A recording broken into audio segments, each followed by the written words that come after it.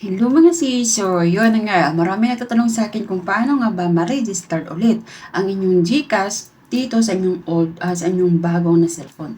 So guys, here's my experience kasi nung last September 21 ay nasira ko po yung cellphone ko. I mean, nalaglag po siya accident sa tubig. So, ibig sabihin nun, tubig siya. Siyempre, basa na. So, hindi na siya ma-open guys. So, hindi ko po siya ma-open ang GCash ko dahil nga nandun yung aking GCash sa old phone ko. So the problem is paano ko siya malilipat yung GCash account ko sa bagong cellphone ko guys. Kasi yung cellphone ko na nalaglag is hindi na talaga siya mag-open. So emergency kailangan ko talaga ng GCash dahil nga sa eardrops namin sa September 26. So, kailangan hari talaga.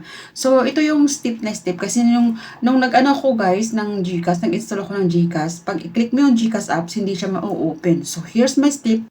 Paalala lang po na kahit mayroon na ngayong bagong update si GCash na kahit may GCash apps ka sa inyong cellphone na bago mong installed, ay madidetect niya pala talaga na nakaregistered pa yung GCash account mo doon sa isang old or sa cellphone mo na nasira. So here's the step guys. Una, kahit na mag-install kayo ng GCash account yun sa cellphone nyo, hindi nyo pa rin yan mabubuksan. So ang gagawin nyo guys, pumunta kayo sa Chrome or any browser ng inyong cellphone. And then, isi-search nyo po doon ang GCash Help Center. GCash Help Center.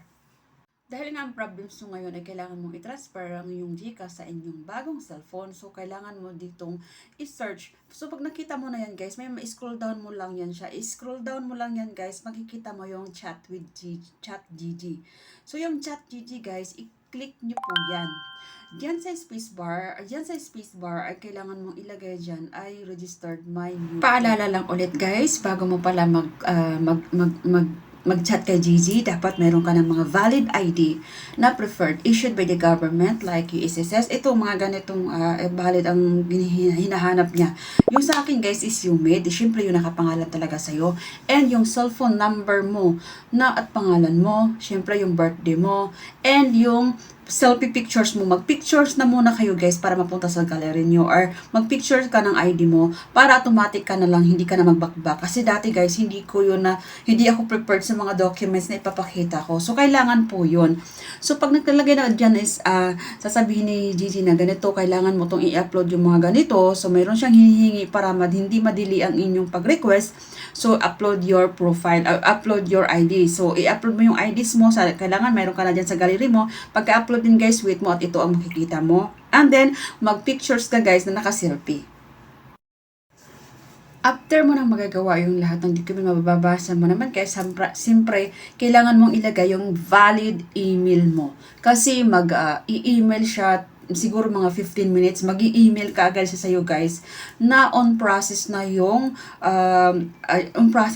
ano mo sa kanya, complain mo doon sa kanya na mga problems mo. So on process na siya, mag-wait ka na lang within 24 hours para pwede ka nang mag-register sa inyong new cellphone ng GCash na app. So, ito yung marireceive mo sa email mo. So, be sure yung email mo active guys and yun talaga yung ginagamit mo sa email mo sa GCash. Wag niyo pong kalimutan.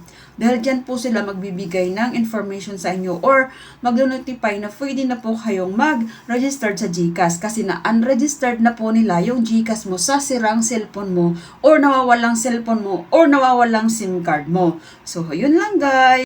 So, kung nakatulong yung videos ko sa iyo guys, huwag mo naman kalimutan i-subscribe ako or i-follow mo na lang ako para naman, or i-share mo na rin yung video para marami tayong matulungang tao. Kasi sa totoo lang guys, yung iba kasi direct silang mag-install ng GCash nila sa Play Store. And then, i-click nila yon ako, abutan kayo ng siyam-siyam, hindi nyo marirecover yung inyong GCash dahil nag-update na po si GCash. One cellphone, one SIM card, is one user only. Dapat sa isang cellphone mo lang siya naka-indicate. Hindi pwede sa maraming cellphone, not like before.